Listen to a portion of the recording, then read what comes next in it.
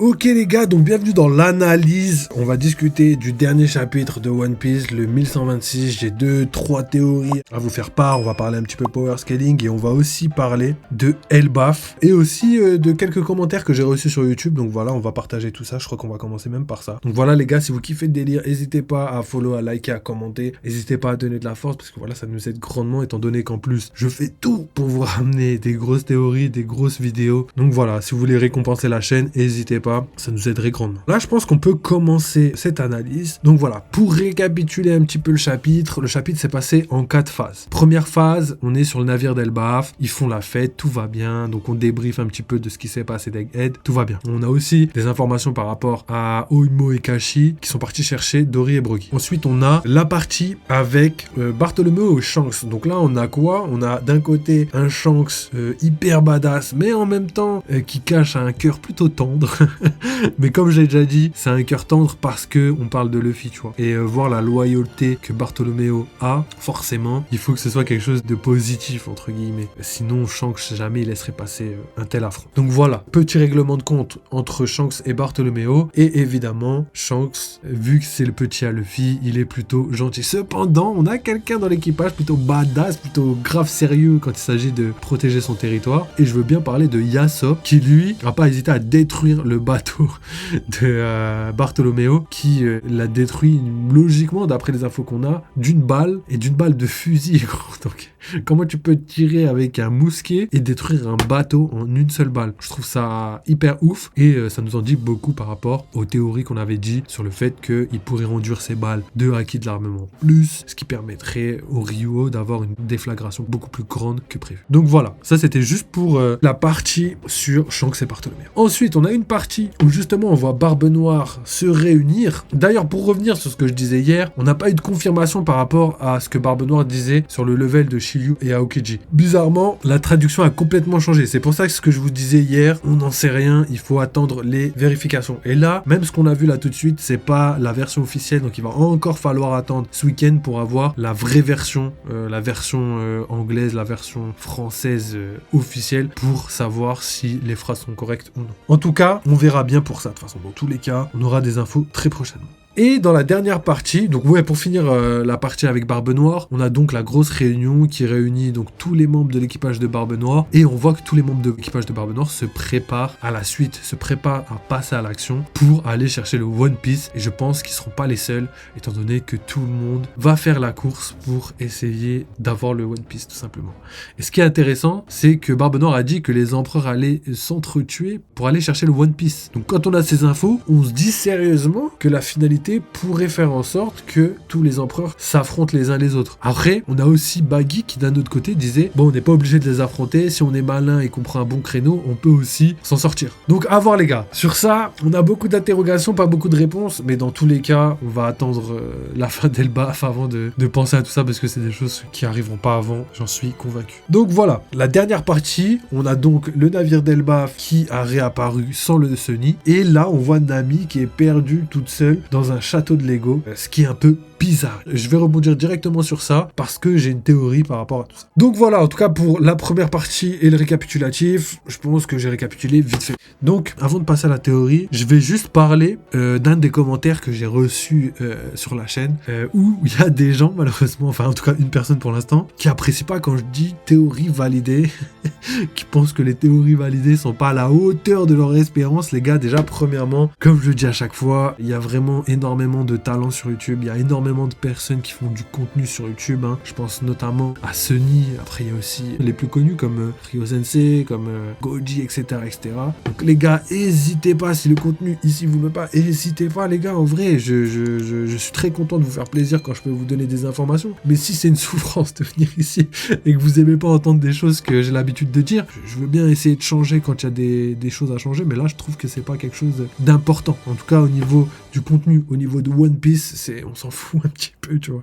Donc les gars, je vais toujours continuer à dire théorie validée, parce que à partir du moment où je dis quelque chose, que je décris quelque chose, que je décris une situation, et que la situation se déroule plus tard à la lettre, je sais pas quelle est la signification que vous portez au mot théorie validée, mais pour moi, théorie validée, ça veut dire quelque chose que j'ai prédit, quelque chose qui se réalise. Donc, je vais continuer à le dire parce que je pense que, voilà, on s'en fout, frère, c'est pas quelque chose d'important. Donc voilà, je tenais à le dire parce que comme ça, au moins, je désamorce tous les autres là qui vont venir me dire que voilà, théorie validée, pas théorie validée, on s'en fout un peu, les gars, c'est pas le plus important.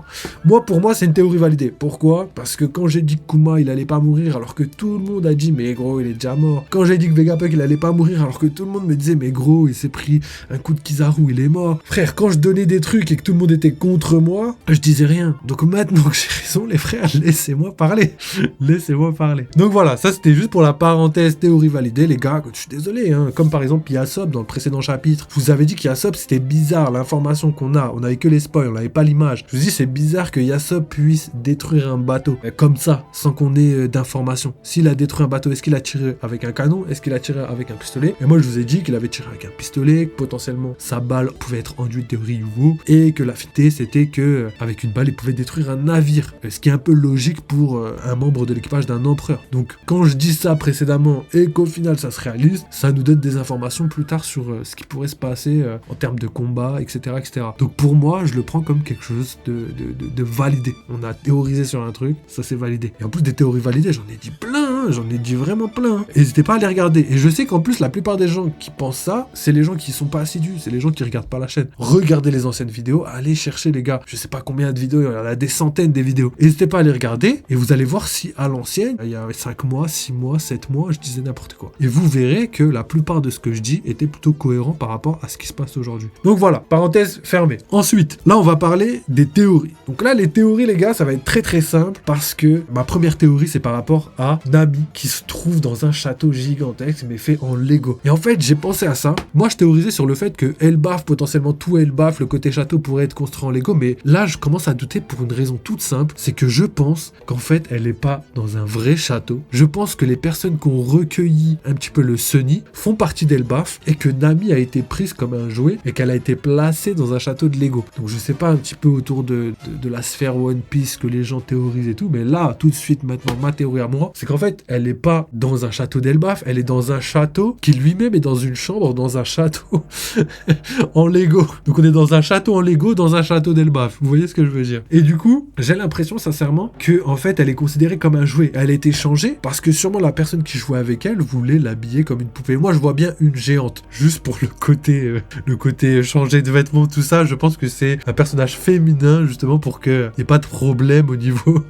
Quoique en vrai on est dans One Piece donc on peut se permettre, mais je pense que ça doit être une fille, petite fille géante qui joue avec Nami, qui la prend comme un jouet, qui l'a mis dans son château de Lego gigantesque, qui pour nous humains normaux serait un château taille réelle, tu vois. Alors que pour un géant, ce serait juste un château en jouet, tout simplement. Donc voilà, ça c'est ma théorie. Nami, pour moi, elle est dans une chambre. Dans la chambre, il y a un château en Lego et elle est dedans. Et la personne qui l'a recueilli, entre guillemets, joue avec elle. Donc ça, c'est ma théorie pour l'instant. Et on verra par la suite. Ma première théorie, c'était plus le côté féerique, Lego. Peut-être que tout le château d'Elbaf était en Lego, etc. C'est pas impossible, mais je commence à douter. Parce que là, en fait, les Lego sont pas comme dans... C'est pas l'impression que j'avais par rapport aux Lego. Là, on a vraiment des Lego hyper bien dessinés, c'est vraiment trop parfait pour que ce soit genre un côté féerique un peu, tu vois. Là, c'est vraiment Lego, point barre. Donc, à voir par rapport à ça. Donc, ça, c'était ma première théorie. J'en profite aussi par rapport à une théorie que j'avais émise par rapport au fait que les Mugiwara pouvaient se séparer. J'ai vu un commentaire qui disait que c'était pas possible. Mais moi, je vais vous dire pourquoi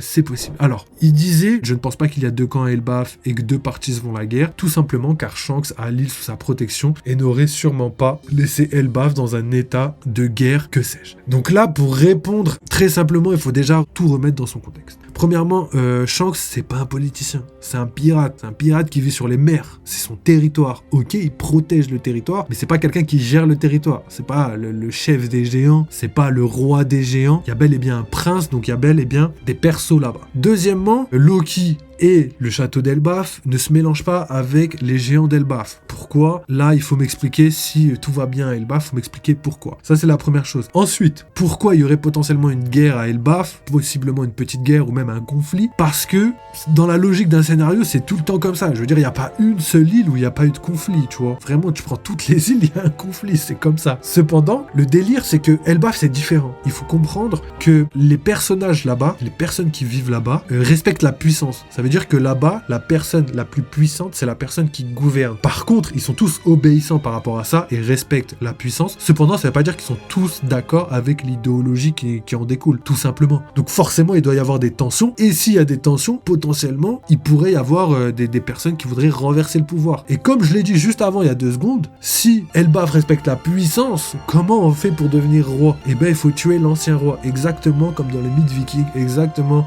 comme dans la mythologie viking, exactement comme dans toutes les dictatures, etc., qui sont prises par la force. Quand tu veux quelque chose, il faut prendre par la force. Donc, si la finalité de changer de roi, c'est de battre le roi en question, il faut bien qu'il y ait un ennemi et 2 camps différents. Donc voilà, ça je réponds à la question, mais je pense que c'est assez logique de mon point de vue. Donc, ça c'est fait. Là, je vais revenir sur Barbe Noire. Barbe Noire, je vous avais déjà dit plusieurs fois que Barbe Noire pourrait intégrer le gouvernement mondial. Pourquoi? Parce qu'il a envie de rejoindre le gouvernement mondial, de faire de La Ruche un pays affilié au gouvernement mondial, sûrement parce qu'il a un dessein plus grand derrière. Et il y a beaucoup de personnes qui sont pas tout à fait d'accord, mais moi j'ai une idée. Et les gens qui sont pas tout à fait d'accord, souvent, ils sont pas d'accord parce que ils savent que le gouvernement mondial, jamais il pourrait prendre un pirate sous son aile. Bon, c'est ce qu'ils avaient fait avec les Shichibukai. Mais bon, ils les ont révolus, donc potentiellement qu'ils sont d'accord avec ça. Moi, je suis pas du tout d'accord avec ça. Pourquoi? Parce que je pense que le gouvernement mondial, pirate, pas pirate, ils s'en foutent un peu. Ce qu'ils veulent, c'est la puissance et avoir le contrôle sur les choses. Donc, quand on voit les pays membres du gouvernement mondial, le côté abject, le côté, par exemple, Grey Terminal, tout ça qui se sont fait cramer, je pense que Barbe Noire, c'est peut-être pas le plus mauvais choix. Donc, quand on voit ça, on se dit que si Barbe Noire rejoint le gouvernement mondial, il faut quand même une bonne raison. Là, c'est là où je vous rejoins et je suis d'accord. C'est vrai que là, comme ça, juste Garp, c'est un peu tendu, tu vois. Tu rends Garp et en même temps, c'est un peu tendu. Ce qui pourrait marcher, c'est de faire pression sur le gouvernement mondial. Comment faire pression sur le gouvernement mondial? Tout simplement en réalisant ce qu'ils n'arrivent pas à réaliser. Là, dans le chapitre, on a eu des réponses par rapport à ça. Le gouvernement mondial n'arrive pas à se ravitailler. Ils n'arrivent pas à manger. Ils ne mangent pas à leur faim. Ils sont vraiment en galère. Donc pour moi, Barbe Noire pourrait saisir cette opportunité, voir un petit peu le couloir et se dire, putain, si je leur amènerais de la bouffe, ils seraient grave contents, non? Donc potentiellement, qu'ils pourraient utiliser Garp comme moyen de pression et en même temps, utiliser la nourriture comme moyen d'adhésion réel au gouvernement mondial. Et en fait, au début, le gouvernement mondial refuserait un petit peu la proposition de Barbe Noire par rapport à rejoindre les pays membres du gouvernement mondial. Et ensuite, avec la pression des Tenryubito sur le fait qu'ils pourraient leur ramener à manger, ferait en sorte qu'ils soient d'accord avec tout ça. Donc je pense que tout ça pourrait être assez marrant et assez bien fait. Donc voilà, ça c'est une théorie que je donne. Ça se peut que plus tard je vous dis théorie validée parce que c'est à réaliser. Donc voilà, je désamorce tout de suite parce que je vous vois venir. Mais vous avez capté. Pour moi, c'est quelque chose de cohérent et qui est très possible. En tout cas, ça irait bien avec le côté machination de Barbe Noire et ça irait bien avec le côté un petit peu abject des Tenryubito qui, pour de la nourriture, seraient prêts à faire rentrer un pirate parmi leurs membres les plus haut placés, tu vois. Donc voilà, ça c'était une théorie que je voulais vous dire hier, mais j'ai pas eu le temps. Ensuite, pour terminer, il y avait une dernière théorie que je voulais vous dire. C'était une théorie par rapport à Law, Kid et Bartolomeo. En fait, ce qui serait trop bien, que je kifferais et qui irait bien avec la narration, étant donné toutes les informations qu'on a, c'est qu'en fait, on a Kid, on a Law et on a Bartolomeo qui, eux trois, ont perdu leur bateau. Ça y est, eux trois, ils sont capoutes, ils ont perdu leur bateau. Et en fait, leur destination à tous les trois, en tout cas à Law et Kid, c'était sûr, c'était Elbaf. Pourquoi? Parce qu'ils suivent la route de Grand Line et sur la route de Grand Line, il y a Elbaf. Et Bartolomeo, potentiellement, que vu qu'il est pas trop loin de Elbaf, étant donné que Shanks a fait la route jusque là-bas, il y a des chances pour qu'il arrive lui aussi à un moment à Elbaf. Et le délire, ce qui serait trop bien, c'est que Law, Kid et Bartolomeo fuient tous vers Elbaf, par hasard, et qu'au final, sur Elbaf, ils aient tous de nouveaux bateaux là-bas. Pourquoi? Parce qu'on connaît les charpentiers d'Elbaf, hein. Ils sont réputés comme les meilleurs navigateurs du monde, donc les bateaux créés à Elbaf pourraient être légendaires. Comme par exemple le bateau de Shanks, qui a vraiment énormément de chance d'être créé sur Elbaf, étant donné le chara-design du bateau, mais aussi, je crois, le nom, hein. C'est le Red Force, mais je crois qu'on appelle le Drakkar de Shanks. Donc, quand on comprend ça, on se dit potentiellement qu'il doit y avoir un endroit pour créer des bateaux. Surtout que les géants, vu qu'ils sont sont gigantesques. Créer un bateau, c'est comme créer des maquettes, tu vois, je vois ce que je veux dire. Et en plus, on peut rajouter le fait qu'il y a l'arbre d'Yggdrasil, donc l'arbre du bois d'Adam, etc., qui pourrait faire en sorte d'avoir un bateau encore plus balèze, tu vois, en termes de résistance. Et du coup, potentiellement, qu'on pourrait voir le Sunny nous quitter sur cette île, avec un adieu potentiellement... Après, je dis ça, mais j'y crois pas trop, parce que le Sunny, il est trop mythique. Mais après, le Merry aussi était trop mythique. Et potentiellement avoir le dernier bateau final de One Piece, ce qui pourrait être possible, même si je doute vraiment, parce que le bateau, le Sunny, est déjà fait de bois d'Adam, donc potentiellement, si Oda a mis ça en place, c'était pour que le bateau dure éternellement, entre guillemets. Donc potentiellement qu'il aurait des modifications, potentiellement que Luffy va pouvoir avoir une flotte là-bas. Il y a plein de possibilités. Mais je vois bien un chantier naval avec des créations de bateaux, etc. là-bas. Surtout que, pour moi, je vois bien genre un géant comme ça en train de faire des maquettes, tu vois, et en fait, c'est juste un vrai bateau pour nous. Mais c'est juste que la taille, elle est disproportionnée par rapport à ce qu'on voit. Donc voilà, c'était juste ce que je voulais dire par rapport à toutes les théories qui traînent dans ma tête. Hein. Là, franchement, c'est même pas pris d'internet, c'est vraiment des théories qui sont là dans ma tête et que je voulais vous partager, tout simplement. Donc voilà, je pense avoir fait le tour. En tout cas, ce chapitre était légendaire. Moi, j'ai grave kiffé. Évidemment, il y a des théories validées. Je sais que vous aimez pas, mais les gars, il faut s'habituer, Pourquoi ? Parce que je suis content. Je m'auto-félicite, c'est vrai, mais on a le droit de flex un peu, les gars. Je sais que les gens vont pas aimer, mais c'est ce qui me fait le plus rire. Donc voilà, les gars. Si vous kiffez le délire, n'hésitez pas à follow. N'hésitez pas à une follow si jamais vraiment c'est trop horrible de regarder les vidéos. Surtout que je fais de mon mieux pour vraiment vous proposer quelque chose de qualité. Hein. Donc voilà. Et si jamais vous voulez rejoindre le Discord, le Twitter, n'hésitez pas. Il y a la petite souscription YouTube aussi. Donc voilà, je pense avoir fait le tour. Je pense vous avoir parlé de tout ce que j'avais à dire. Nous, on se retrouve demain pour un live game. Non, demain, les gars, je suis pas là, au fait. J'ai oublié. Demain, les gars, je suis pas là. Donc pas de vidéo demain pour la team YouTube. Ça change rien. Pour la team Twitch, demain, je suis pas là. Demain, je bosse de ouf. En ce moment, avec les montages, avec mon taf, je n'en peux plus. Je n'en peux tout simplement plus. Et ça va être dur de tenir le rythme, mais on va le tenir pour vous, les gars. Donc, si vous voulez récompenser, vous savez comment faire. Donc voilà, les gars. Je vous remercie encore. N'oubliez pas, vive les jeux vidéo, vive One Piece. On se capte très vite. Et dimanche, il y aura d'ailleurs l'épisode de One Piece légendaire sur l'apparition des Gorosei. Ciao et prenez soin de vous. Ah oui les gars, j'avais oublié, il fallait que je vous mette la partie 1 juste en haut à droite, donc je le fais maintenant. Et là juste après, je vous ai mis quelques vidéos, comme ça vous pouvez avoir accès à différents contenus, différentes vidéos. Comme ça, si jamais vous êtes en manque de One Piece, tout comme moi, et ben vous avez quelques vidéos en attendant le prochain chapitre. Donc voilà, je vous laisse les gars.